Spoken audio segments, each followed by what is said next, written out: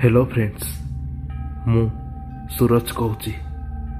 समस्ते मते सूर्या भाई बोली डाकती।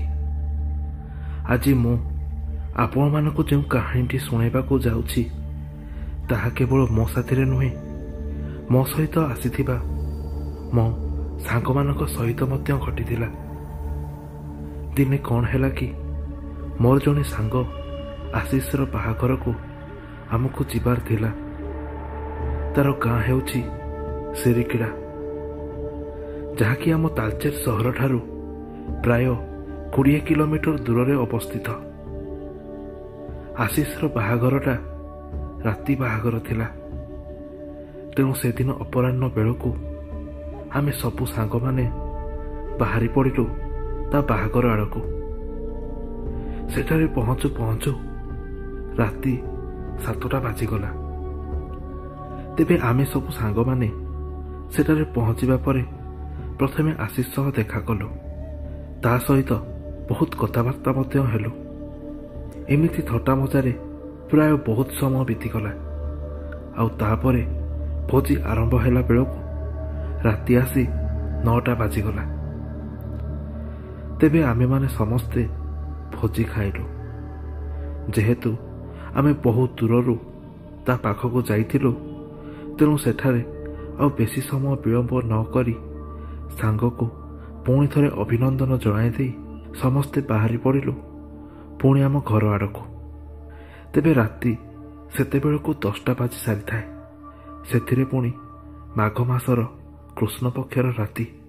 सिरिकिड़ारू तालचेर को जाइथिबा से रास्ताटा तो पूरापूरी जंगल घेरा मझिरे जाए। तेणु चारिआडे खाली किटिमिटी अंधार दिशुଥାଏ। कारण सेते बेलकू रास्ता मानकरे कौनसी पति खुंटर व्यवस्था मध्य हेई नथिला। तेबे कहानी को आगको बढ़ेवा पूर्वरु आपण मानकु मु एतिकी कहबाकू चाहूची कि बंधुगण, यह हेउची 1970 मसीहार घटना। से समय रे परिस्थिति केमिति थिला आपण माने बुझी पारुथिबे। तेबे आमे माने से अंधारिया रास्ता रे गाड़ी रे बसी जाउ था। से जंगल रो बाट देई आसुथिबा बेले मझिरे मझिरे केतेक देवदारू गछ, आंब गछ और बर गछ मान मध्य आमको देखा जाउ थाए। तेबे से निछाटिया जंगल भितरे से गछ गुड़ाकू चाहिबा मात्र के आमको भारी भय लागु थाए। तेबे एमिति प्राय बहुत बाट आमे माने आसी जाइथिलु, किंतु आग रास्तारे जे गोटे विचित्र और भयानक दृश्य आमर अपेक्षा थिबो से कथा आमे केबे भी भाबी नथिलु। आमे आसुथिबा से रास्तार किछि बाट आगकू गोटे बाउंस बण पड़े। तेबे आमे से बाउंस बणर जेतेबेले अति निकटतर हेलु, हठात गोटे अपरिचित झियो आम गाड़ी सामना को दौड़ी आसिला। से रास्ता मझिरे ठिया होई गाड़ी अटकाइबा को आमको इशारा करिला। मो सांग निर्मल ए दृश्य देखि हठात कही उठिला, से अपरिचित झीटा किए? से कौन सी असुविधार नहीं तो? गाड़ी रोक, गाड़ी रोक। से झीर निकट को जाई मु गाड़ी रोकिली। से झीटा आम गाड़ी पाखक दौड़ी आसिला। आउ भୟରେ तरतर ही कहला, मते बंचातु आज्ञा। आमे गाड़ीर काच तलकू करिलु। देखिबारे से झीर मुह रक्त जुड़ुबुड़ु होइकी थाए। निर्मल भारी साहसी और रक्षणशील पिला। तेणु से कहला, कौन हेछि तुमर? से झीटा निर्मल कथार उत्तर देवाकू जाई कहला, से लोक, से मुंड नथिबा दुष्ट लोक। से झीर मुहर एमिति एक उत्तर शुणी आमे माने समस्ते आश्चर्य हेलु। हठात मो मुहर ए कथाटा बाहरिला, मुंड नथिबा लोक माने कौन कहबाकू चाहती आपण? से झीटा पुणी कहला, मु आपण मानकू सबु कथा कहबी, मते प्लीज सिरिकिड़ा गाँ को नहीं चलतु। सेठारे मोर घर। एतिकी तो से झीटा कहिछि। निर्मलर नजर सामना रास्ता आड़कू पड़िला। हठात निर्मल बड़ पाटिरे कही उठिला, सांग माने आगकू देख, आगकू देख। तार से कथारे आमे समस्ते आगकू चाहेलु, किंतु आगकू देखि सारिबा परे ଆମ ଆଖି ସାମ୍ନାରେ ଯେଉଁ ଭୟାନକ ଦୃଶ୍ୟ ଦିଶିଲା, ଭୟରେ ଆମେ ସମସ୍ତେ ଥରି ଉଠିଲୁ। ଆମେ ଦେଖିଲୁ ଗୋଟିଏ ଉଲଗ୍ନ ଲୋକ, ଯାହାର ମୁଣ୍ଡ ନାହିଁ, ସେ ଆମ ଆଡ଼କୁ ଦୌଡ଼ି ଦୌଡ଼ି ଆସୁଛି। ସେଇଟା କୌଣସି ମଣିଷ ତ ନଥିଲା, ଆମେ ସମସ୍ତେ ବୁଝି ସାରିଥିଲୁ। ତେବେ ଏ ଦୃଶ୍ୟ ଦେଖିବା ମାତ୍ରକେ ସେ ଝିଅଟା ଜୀବନ ବିକଳରେ କହିବାକୁ ଲାଗିଲା, ଆଜ୍ଞା ଗାଡ଼ି ଦରଜା ଖୋଲନ୍ତୁ, ଶୀଘ୍ର ଗାଡ଼ି ଦରଜା ଖୋଲନ୍ତୁ। ସେ ଆସିଲାନି। ଆମେ ଆଉ କିଛି ନ ଭାବି ଦରଜା ଖୋଲିଲୁ। ସେ ଝିଅଟା ଆମ ଗାଡ଼ି ପଛପଟରେ ଆସି ବସି ପଡ଼ିଲା।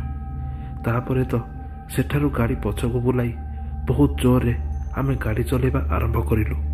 ଆମେ କିଛି ବୁଝିପାରୁନଥିଲୁ କି ଏସବୁ ଘଟଣା କ'ଣ। ଆମେ ଯେତେ ସ୍ପିଡ଼ରେ ଗାଡ଼ି ଚଲେଇଲେ ମଧ୍ୟ ସେ ମୁଣ୍ଡ ନଥିବା ଅଲୌକିକ ଲୋକଟା ଆମ ଗାଡ଼ିର ଅତି ନିକଟତର ହେବାକୁ ଲାଗିଥାଏ। ଏମିତି ପ୍ରାୟ ବହୁତ ସମୟ ଯାଏ ଆମ ଗାଡ଼ି ଚାଲିଲା। ତାପରେ ହଠାତ୍ ସେ ମୁଣ୍ଡ ନଥିବା ଲୋକଟା କୁଆଡ଼େ ଉଭାନ ହୋଇଗଲା। ସେ ଅନ୍ଧକାର ଭିତରେ ଆମକୁ କିଛି ବି ଜଣାପଡ଼ିଲା ନାହିଁ। ଆଲୋକ ଭାଇ ଆଉ କାଳିଆ ଗୋଟେ ଦୀର୍ଘ ନିଶ୍ୱାସ ମାରି କହିଲେ, ଭଗବାନଙ୍କ ଦୟାରୁ ଯାହା ହଉ ସେ ଶୈତାନଟା ଆଉ ପଛରେ ନାହିଁ। କାଳିଆ ଯେଉଁ ସିଟ୍ରେ ବସିଥାଏ ତାହାର ଠିକ୍ ପଛ ସିଟ୍ରେ ସେ ଝିଅଟା ବସିଥାଏ। ଆଲୋକ ଭାଇ ପଛରେ ସେ ଝିଅକୁ ଚାହିଁ କହିଲେ, ଆପଣ ଠିକ୍ ଅଛନ୍ତି ତ? ପଛରୁ କେବଳ ସେ ଝିଅଟା ହୁଁଟାଏ ମାରିଲା। ଆଲୋକ ଭାଇ ପୁଣି ଥରେ ସେ ଝିଅକୁ ପଚାରିଲେ, ଆଚ୍ଛା ଆପଣଙ୍କ ନାଁଟା କ'ଣ? ଆଉ ଆପଣ କ'ଣ ପାଇଁ ଏତେ ରାତିରେ ସେ ଜଙ୍ଗଲ ରାସ୍ତାରେ ଆସୁଥିଲେ? ଆଲୋକ ଭାଇର କଥାରେ ସେ ଝିଅଟା ଉତ୍ତର ଦେଇ କହିଲା, ମୋ ନାଁ ହେଉଛି ଅନିମା। ଏଇ ନାୟକ ସାହିରେ ଆମ ଘର। ମୁଁ ତାଳଚେରକୁ ଯାଇଥିଲି। ମୋର ଜଣେ ସାଙ୍ଗର ବାହାଘର ଥିଲା। ଆଲୋକ ଭାଇ ସେ ଝିଅକୁ ଟିକେ ଆଶ୍ୱାସନା ଦେଇ କହିଲେ, ତମେ ଚିନ୍ତା କର ନାହିଁ ଅନିମା, ମୁଁ ତୁମକୁ ସୁରକ୍ଷାର ସହ ଘରେ ପହଞ୍ଚାଇ ଦେବି। ତେବେ ଆଲୋକ ଭାଇର ଏମିତି କଥାବାର୍ତ୍ତା ଦେଖି କାଳିଆ ତୁନିକିନା ମୋ କାନ ପାଖରେ ଆସି କହିଲା, ଆଲୋକ ଭାଇ ବୋଧେ ସେ ଝିଅକୁ ଭଲ ପାଇ ବସିଲେ। ଚାଲ ସେଠାକୁ ଯାଇ ତାଙ୍କର ବାହାଘରଟା ଠିକ୍ କରିଦେବା। ଏ କଥା କାଳିଆଠାରୁ ଶୁଣି ଆମେ ଉଭୟ ସେଠାରେ ଲୁଚି ଲୁଚି ହସିଲୁ। ତେବେ ଅଳ୍ପ ସମୟ ଭିତରେ ଆମ ଗାଡ଼ି ସିରିଗିଡ଼ା ଗାଁରେ ପ୍ରବେଶ କରିଲା। ସେ ଝିଅ କହିଲା, ସେଇ କେନାଲ ପାର ହେଲେ ଆମ ନାୟକ ସାହି ପଡ଼େ।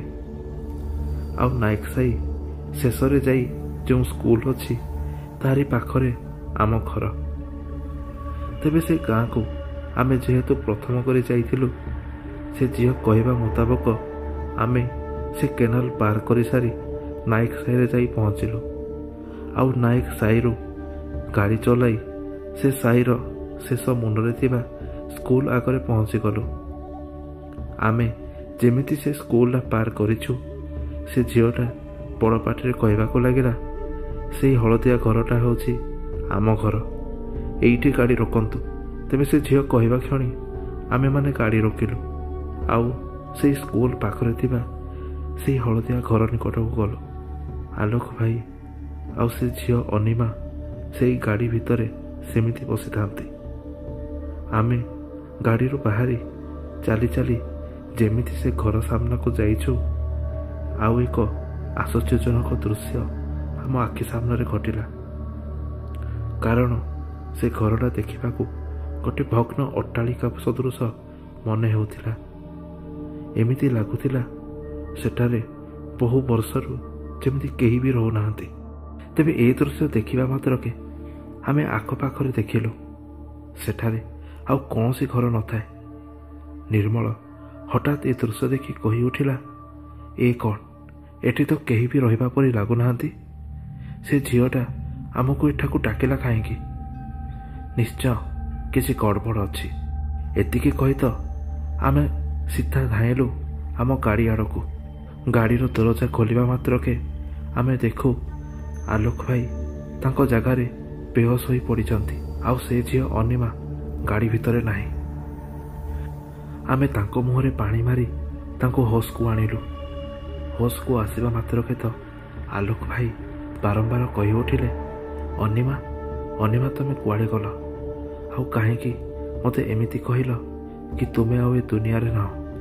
ଆଲୋକ ଭାଇ ଭାରି ବ୍ୟସ୍ତ ଆଉ ବିବ୍ରତ ମନେ ହେଉଥାନ୍ତି। ଆମେ ସମସ୍ତେ ଆଲୋକ ଭାଇଙ୍କୁ ପ୍ରଥମେ ଶାନ୍ତ କରାଇଲୁ ଆଉ ତାପରେ ତାଙ୍କୁ ପଚାରିଲୁ କି ଘଟଣାଟା କ'ଣ ଘଟିଛି। ତାପରେ ଆଲୋକ ଭାଇ ଯାହା କହିଲେ ତାହା କିଛି ଏମିତି ଥିଲା। ଆମେ ସମସ୍ତେ ଗାଡ଼ିରୁ ବାହାରି ସେ ହଳଦିଆ ଘର ଆଡ଼କୁ ଗଲୁ। ଅନିମା ଆଲୋକ ଭାଇର ହାତ ଧରିଲା ଆଉ କହିଲା, ମୁଁ ଜାଣିଛି ତୁମେ ମୋତେ ବହୁତ ଭଲ ପାଉଛ। ତୁମର ନିରୀହ ପଣିଆ ଦେଖି ମୁଁ ମଧ୍ୟ ତୁମକୁ ଭଲ ପାଇ ବସିଲେଣି। କିନ୍ତୁ ମୋର ଦୁର୍ଭାଗ୍ୟ ଏହା କି ମୁଁ ଆଉ ଏ ଦୁନିଆରେ ନାହିଁ। ଯେଉଁ ମୁଣ୍ଡ ନଥିବା ବ୍ୟକ୍ତି ମୋର ପିଛା କରୁଥିଲା ତାହାର ହତ୍ୟା ମୁଁ ହିଁ କରିଥିଲି। କାରଣ ସେ ଦୁଷ୍ଟ ଲୋକଟା ମୋର ବଳାତ୍କାର କରିଥିଲା। ଆଜିଠାରୁ ଠିକ୍ 10 ଦିନ ପୂର୍ବର ଘଟଣା। ହତ୍ୟାର ସେ ପାପକୁ ସହି ନ ପାରି ମୁଁ ନିଜେ ଆତ୍ମହତ୍ୟା କରିଦେଲି। କିନ୍ତୁ ମଲା ପରେ ବି ସେ ଦୁଷ୍ଟ ଲୋକଟାର ସେ ଦୁଷ୍ଟ ଆତ୍ମାଟା ମୋର ପିଛା ଛାଡ଼ୁନଥିଲା। କିନ୍ତୁ ଆଜି ତୁମେମାନେ ମୋତେ ମୋ ଘରେ ପହଞ୍ଚାଇଦେଲ। ଏବେ ମୋତେ ନିଶ୍ଚୟ ମୁକ୍ତି ମିଳିବ। ଏତିକି କହି ସେ ଆଲୋକ ଭାଇକୁ ଧନ୍ୟବାଦ ଜଣାଇଲା। ତାପରେ କ'ଣ ହେଲା କେଜାଣି ଆଲୋକ ଭାଇ ଧୀରେ ଧୀରେ ସେଇଠି ବେହୋସ ହେବାକୁ ଲାଗିଲେ। ତାପରେ କ'ଣ ହେଇଛି କିଛି ବି ଜଣା ନାହିଁ। ତେବେ ଏସବୁ କଥା ଆଲୋକ ଭାଇ ମୁହଁରୁ ଆମେ ଶୁଣିଲୁ। ଆମ ସମସ୍ତଙ୍କୁ ଭାରି ଦୁଃଖ ଲାଗିଲା। ବିଚାରୀଟା ଅଳ୍ପ ବୟସରେ ସେପାରକୁ ଚାଲିଗଲା କେବଳ କେତେକ ଅସାମାଜିକ ଦୁଷ୍ଟ ଲୋକମାନଙ୍କର ସେ ଅତ୍ୟାଚାର ଯୋଗୁଁ। ତାପରେ ଆମେ ସମସ୍ତେ ଈଶ୍ୱରଙ୍କୁ ପ୍ରାର୍ଥନା କଲୁ କି ତାର ସେ ଆତ୍ମାକୁ ଶାନ୍ତି ମିଳୁ ଓ ତାପରେ ଆମେ ସମସ୍ତେ ନିଜ ନିଜ ଘରକୁ ଫେରିଲୁ। ତେବେ ବନ୍ଧୁଗଣ, ଏ ଥିଲା ଗୋଟିଏ ସତ ଘଟଣା ଯାହାକୁ ଆଜି ମୁଁ ଆପଣମାନଙ୍କୁ ଶୁଣାଇଲି। ଆପଣମାନଙ୍କୁ ମୋର ଏ କାହାଣୀଟି କେମିତି ଲାଗିଲା ମୋତେ କମେଣ୍ଟ ସେକ୍ସନ୍ ମାଧ୍ୟମରେ ନିଶ୍ଚୟ ଜଣାଇବେ। ଆଉ ଯଦି ଆମ ଚ୍ୟାନେଲ୍ ଓଡ଼ିଆ କାହାଣୀ ଦୁନିଆକୁ ଆପଣମାନେ ସବସ୍କ୍ରାଇବ୍ କରିନାହାନ୍ତି ଆଉ ନୂଆ କରି ଆମ ଚ୍ୟାନେଲ୍କୁ ଆସିଛନ୍ତି ତେବେ ଗୋଟେ ସବସ୍କ୍ରାଇବ୍ ମଧ୍ୟ କରିଦେବେ।